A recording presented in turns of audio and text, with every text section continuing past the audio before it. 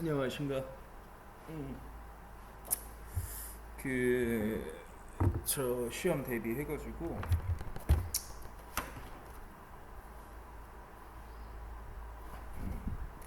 교과서를 조금 좀 정리를 해보자고. 한 2시간 정도 걸쳐가지고 정리 한번 해볼까 합니다. 잘 들리냐? 오케이. 음, 음, 음. 물론 선생님 부분만이고요.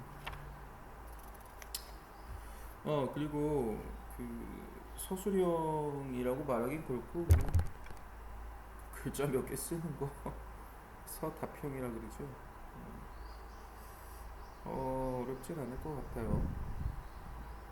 내 부분만 얘기하는 겁니다. 보자. 음, 너희들 그 저기 질문 들어오는 것 중에 하나가 그 메타윤리학이 너희들이 이제 문제를 많이 푼 것 같은데 사실의 문제에서 당위의 문제를 이끌어낸다. 그리고 그것에 관심이 있다. 뭐 이런 얘기가 이해가 안 간다고 그래서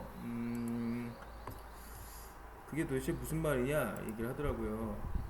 그러니까 어, 정확하게 얘기하면 이거야. 사실 명제로부터 당위 명제가 연역 가능한지를 탐구하는 윤리학이 어느 분야냐 해서 답은 메타윤리학이었는데 이게 무슨 말이냐면요.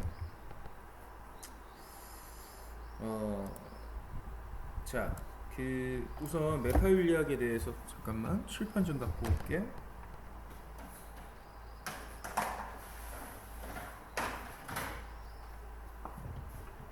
음, 메타윤리학에 대해서 좀 설명을 해보자면은 재밌는 거 보여줄까?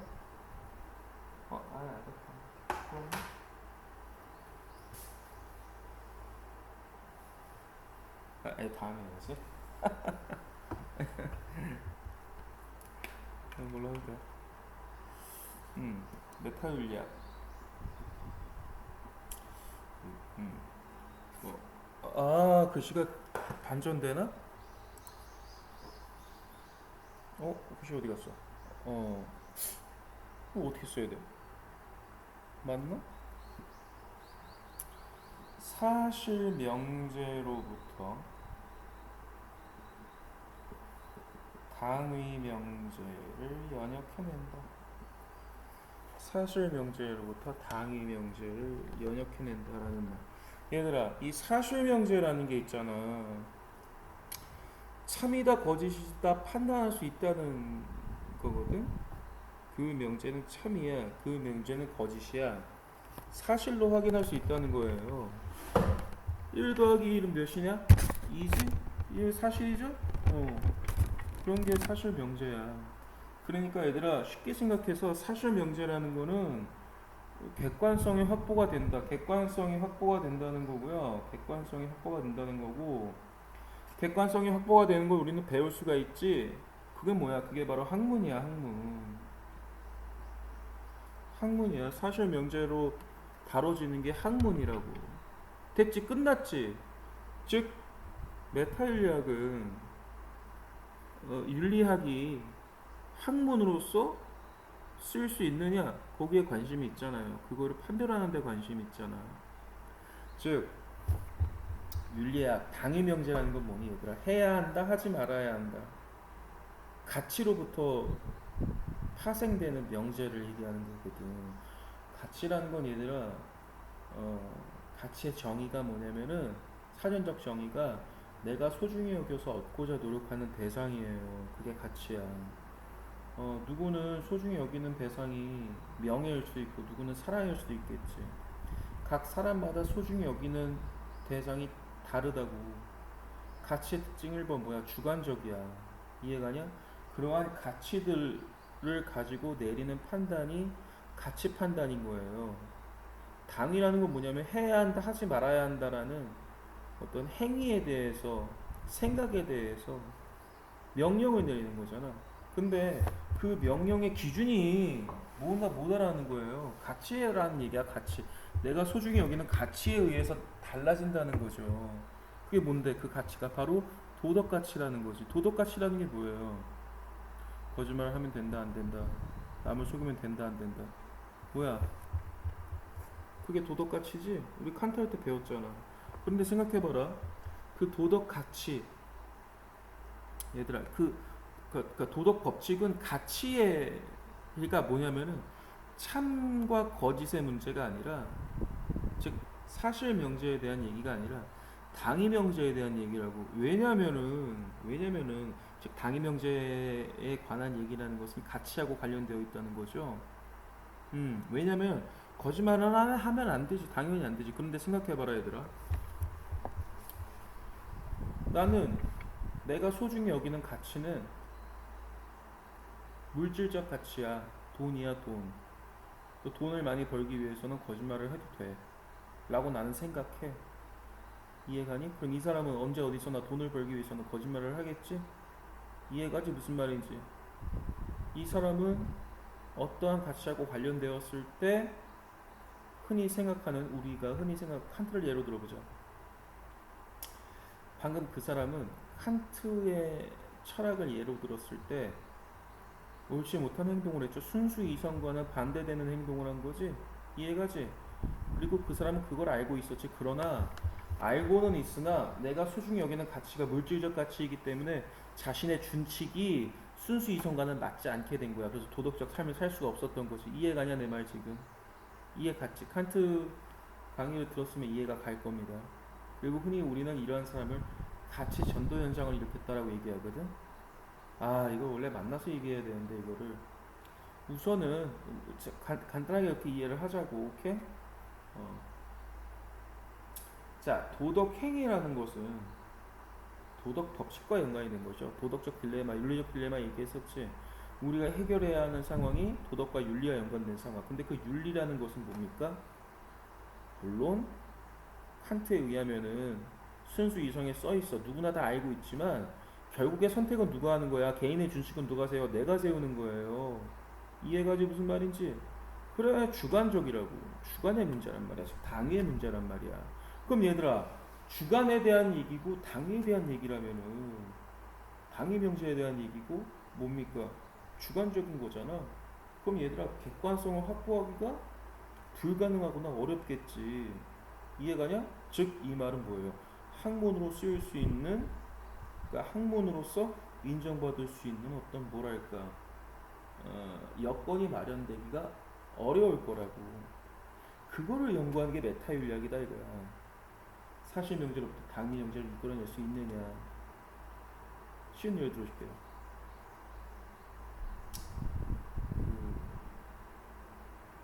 요즘에 인종차별 문제 많잖아요. 근데 실제로 그 어떤 연구 리서치 결과에 따르면은 뭐였더라? 내가 찾아놨었는데 이게 잠깐만요. 음,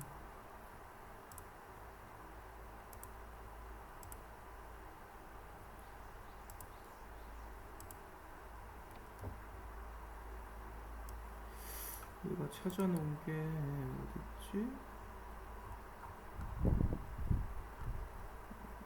잠깐만 기다려봐. 여기 있다. 음, 이게 아닌데.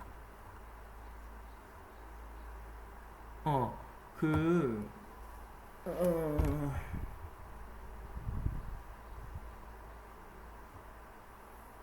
음, 음. 아, 그래. 쉬운 예를 들어주자. 내가 그 내가 뭐 내 친구에게 5만 원을 빌렸어요. 그리고 5만 원을 너에게 줄 것을 약속한다라고 해보자고. 그러면은 그것만으로 나는 친구에게 5만 원을 지불해야 한다가 도출되죠. 약속을 하는 것은 의무를 지키는 것이라는 규칙이 어떤 약속 제도를 구성하는 규칙이고, 그러한 약속 제도는 모두가 참여하기로 동의한 것이기 때문에. 지금 내가 하는 말 무슨 말인지 알겠냐?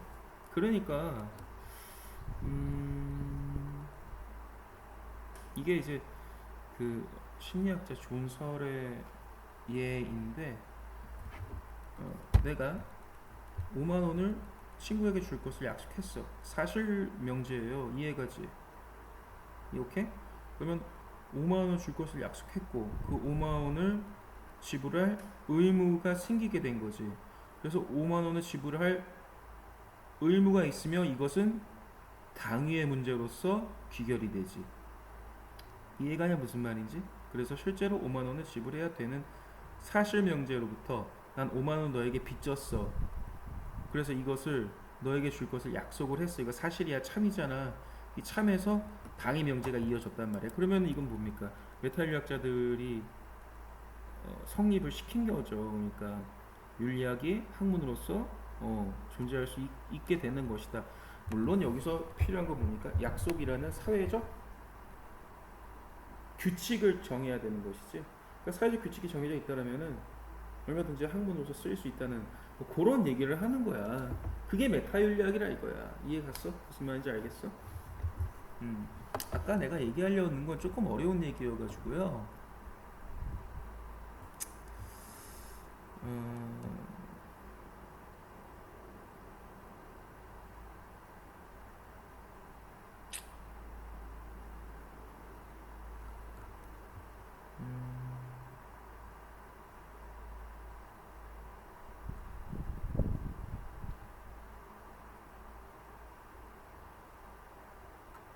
이렇게 해보자.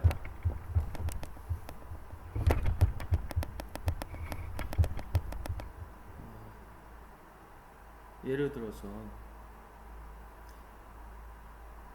가정입니다. 가정이에요.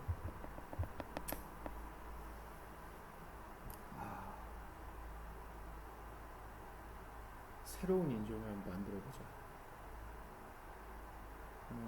흑인, 홍인, 백인, 녹인? 녹인이 있다고 생각해요. 녹색 사람입니다. 근데 녹인은 평균적으로 황인, 백인, 흑인에 비해서 지능이 떨어진다라는 연구 결과가 나왔다고 생각해 봅시다. 실제로 사실 명제죠.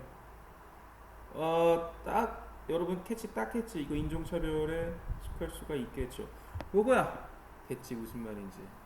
물론 과학자들이 그러한 사실을 밝혀냈다는 것 자체만은 그냥 사실 명제죠. 그러나 우리는 아무리 객관적 사실을 토대로 한다 하더라도 사람을 차별하는 것은 옳지 못하다라는 규칙을 다 인정하고 있기 때문에 당위 명제가 도출될 수가 있다는 거지. 연역적으로다가.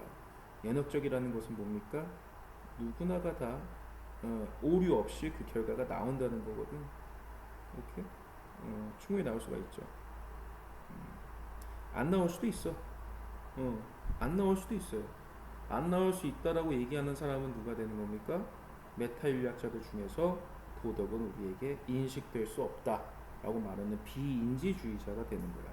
그러니까 얘들아, 선생님이 하고 싶은 말은 사실 명제로부터 당위 명제를 연역해 나가는데 관심이 있다. 외워도 괜찮아요. 사실 대부분 학생들은 외웁니다. 그런데 외우지 말고 이렇게 이해하면은 훨씬 쉽지 않냐 이거죠. 여기서 칸트도 연관이 되고, 그렇잖아요. 그치? 무슨 말인지 알겠지? 그러니까 여러 메타 윤리학자들이 있다고. 그러면서 사실 명제에서 당위 명제로 입증이 가능하다라고 얘기하면서 여러 가지 자신의 기준들을 가지고 얘기하겠지. 누군가는 칸트의 순수 이성을 가지고 사실 명제에서 누구나가 다 그걸 순수 이성에 써 있는 걸 알기 때문에 당위 명제로 가는 것이 다 연역적으로 오류 없이 결론을 낼 수 있다라고 말할 수도 있고, 누구는 사회계약론의 입장에서 그 약속이라는 규칙을 지키도록 정해놨으니까 누구나가 다 오류 없이 돈을 빌렸으면은 당연히 갚아야 된다라고 당위 명제로 나올 수가 있다. 이렇게 되는 거야. 누구는 그렇지 않다라고 얘기할 수도 있는 거고, 다 메타윤리학에 대한 문제다 이거야. 이해됐니 얘들아? 질문이 들어와가지고 지금 한번 설명을 해봤어요. 자, 그리고 또 보자고.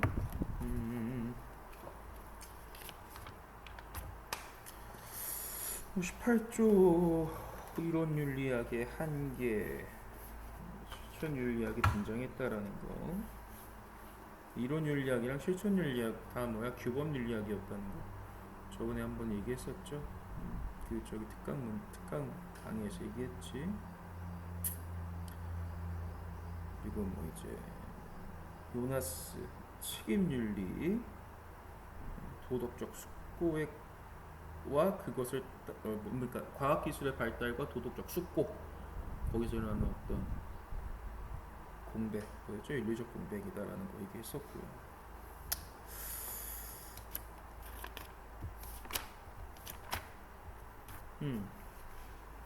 24쪽에 보면은 그 불교 얘기가 나오잖아요, 얘들아. 그 불교는 체크하세요. 불교에서 쓸 수 없는 단어들이 몇 가지가 있습니다. 저번에 불교 특강에서 얘기했었죠. 절대, 보편, 그리고 뭐 단독으로 존재한다, 이런 것들은 전혀 쓸 수가 없어. 이렇게 절대적이다, 보편적이다라는 거 뭐야? 변하지 않고 고정되어 있다는 얘기잖아.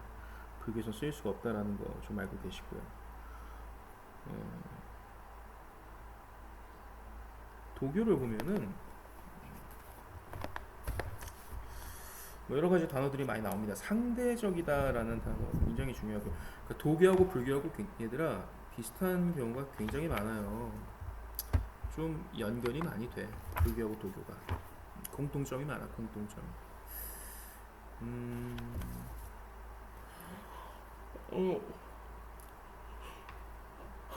아침이어가지고 피곤하다. 그래서 너희도 피곤하죠.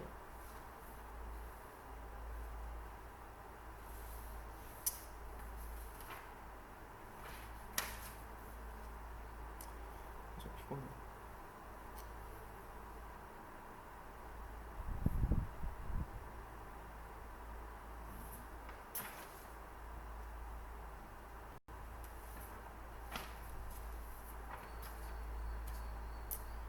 그래? 그 도가 같은 경우는 도가에서 아주 유명한 말 중에 하나가 있는데, 도가는 당연히 돌을 다루는 철학이죠. 그 도라는 것은 얘들아,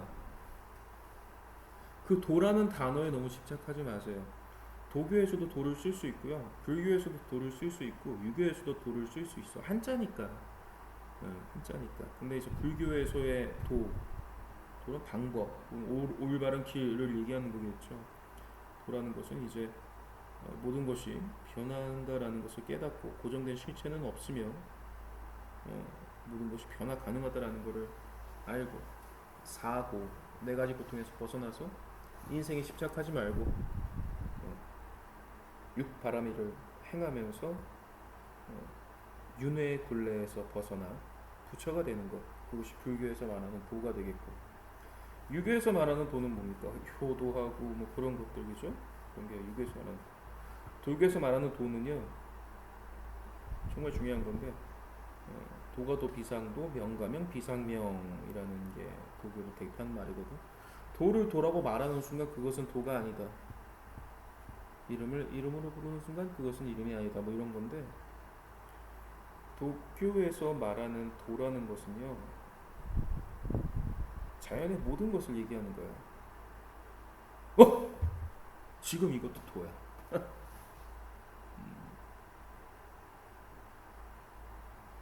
어떤 뭐랄까요? 자연, 모든 자연, 이게 도가 되는. 모든 곳에 도가 있습니다. 똥에도 도가 들어가 있고요, 금에도 도가 들어가 있어. 그래서 도의 관점에서 봤을 때, 도를 가지고 있느냐 가지고 있지 않느냐의 관점에서 봤을 때를 도의 관점에서 봤을 때라고 하는 거야. 모든 것은 다 도를 가지고 있기 때문에 절대적 가치를 지니는 게 아니라 뭐죠? 상대적 가치를 지니는 거지. 상대적 가치. 그러니까 절대적으로 가치가 정해져 있다는 게 아니야. 누구나가 다. 상대적 가치라는 건 얘들아 두 가지 의미를 지녀요. 첫 번째는 변한다라는 거죠. 딸기 맛있지? 난 맛있는데 누가 할까? 우리 반에 희연이잖아니까. 희연이는 딸기가 되게 맛없다고 똥맛이라고 느낄 수도 있어. 이거 상대적이라고 얘기하는 거거든. 또 다른 상대적이라는 얘기는 뭐냐면은 희연이가 나한테 싸움을 거는 거야. 그래서 막 때렸어. 졌어 희연이가. 내가 뭐라 그래? 상대도 안 되는 게 라고 얘기했겠죠. 희연이가 어느 날 운동을 엄청 열심히 해가지고 막 이종격 어떻게 배워가지고 딱 내 앞에 딱 섰어. 선생님 한번 붙읍시다. 근데 뭐라 그래?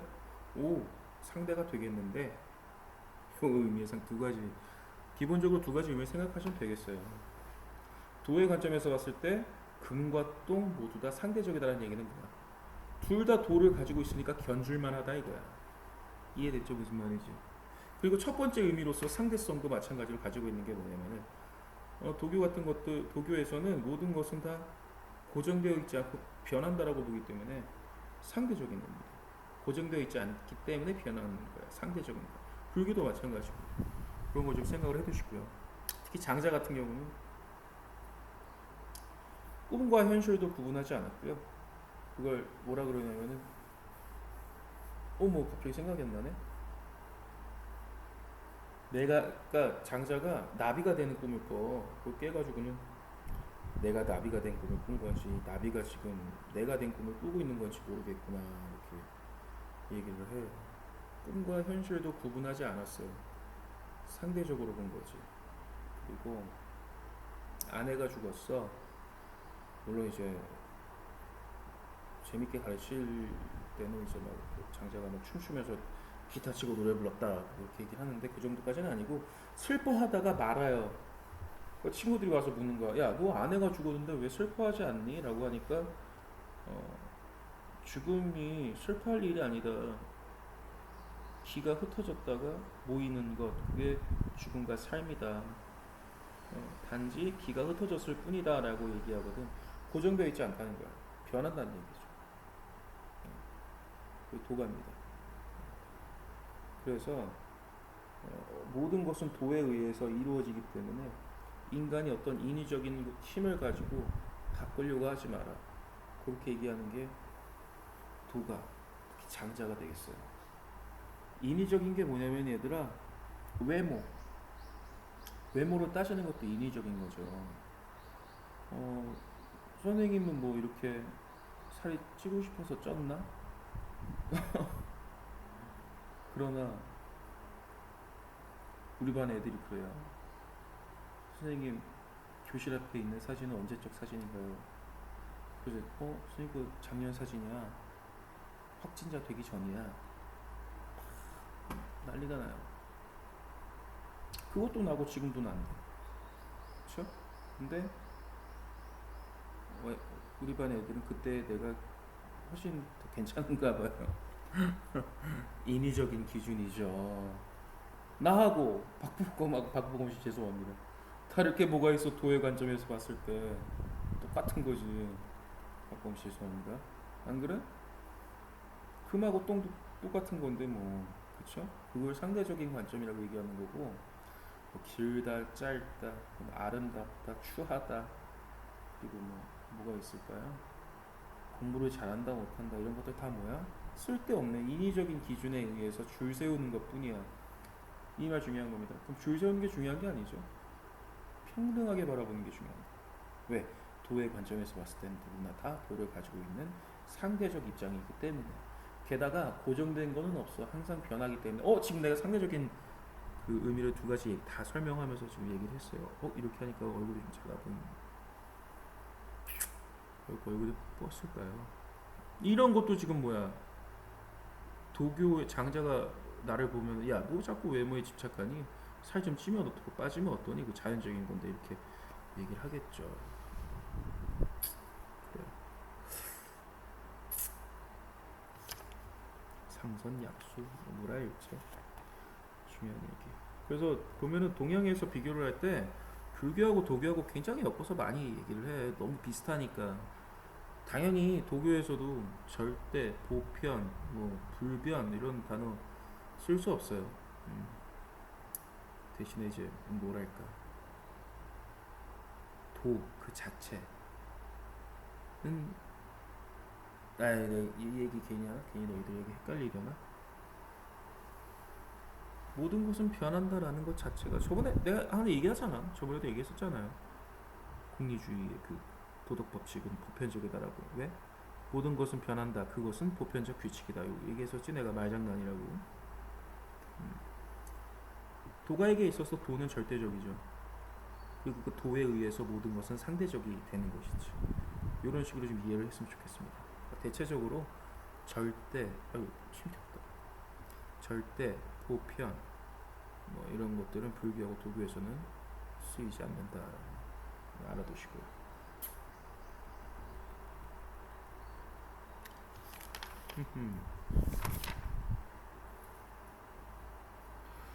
그 덕윤리에 대한 얘기가 조금 좀 적은 것 같아가지고요. 그 덕윤리는 이제 아리스토텔레스가 한 건데 오히려 여러분들은 다행일 수 있을 것 같아요. 윤리학 사상을 배우기 전에 생각률을 배우면서 아리스토텔레스를 접하기 때문에. 아리스토텔레스는 여러분 소크라테스, 플라톤, 아리스토텔레스, 스토아, 그 다음에 뭐 스피노자, 칸트로 이어지는 이성 중시의 철학자거든. 그래서 어려운 얘기는 빼줄게요. 덕윤리는 여러분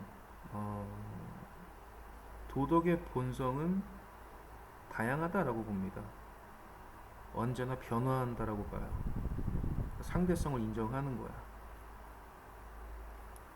살아가면서 단 하나의 규칙이 해답으로 제시될 수 없다라고 얘기하는 겁니다. 그래서 사상적 전통에 따라 행위자의 품성과 덕성을 중시한다라고 얘기하고, 이게 되게 중요한 얘기예요. 무슨 말이냐면은 이거는 내가 아리스토텔레스를 따로, 그러니까 여러분들한테 내가 좀 깊이 가르쳐주고 싶은 것 중에 하나가 플라톤, 그 다음에 아리스토텔레스, 그 다음에 칸트, 그리고 스토아 정도? 얘네는 좀 깊이 좀 1시간 정도, 플라톤 같은 경우는 1시간 반, 아리스토텔레스는 2시간 정도 특강으로 여러분들한테 좀 이해를 좀 시켰으면 좋겠는데, 어쨌든 지금은 우리가 중간고사 대비를 위해서 하는 거기 때문에 그냥 뭐랄까 그냥 수학 탁탈기식으로만 간단하게 해봅시다. 요 벌써 30분이 다 돼가네.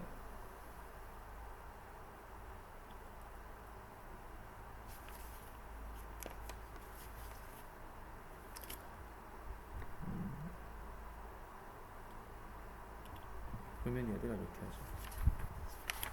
오늘 아리스토텔레스하고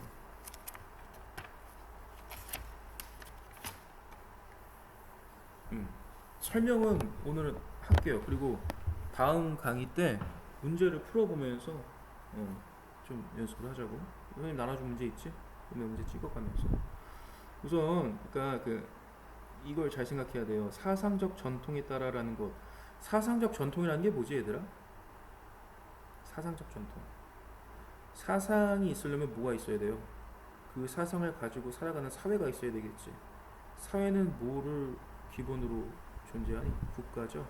즉 국가의 전통에 따르는 거예요. 공동체의 전통에 따르다고 생각하면 되겠죠. 국가가 대표적인 공동체니까. 그럼 봐봐. 공동체의 전통에 따라서 행위자의 품성을 중시한다라고 얘기하거든. 그 말은 뭐냐면은 쿵쿵 소리가 그 국가에서 몇 쪽에 나오냐면은 30쪽 10번째 줄 보세요. 덕윤리적 접근은 훌륭한 성품을 지닌 사람이 행할 것으로 기대되는 판단에 주목한다래. 기가 막힌 얘기입니다. 자, 그러면 좀 전에 했던 얘기 다시 곱씹어 봅시다. 사상적 전통에 따라서 행위자 품성과 덕성을 중시한다고 얘기했잖아. 그지?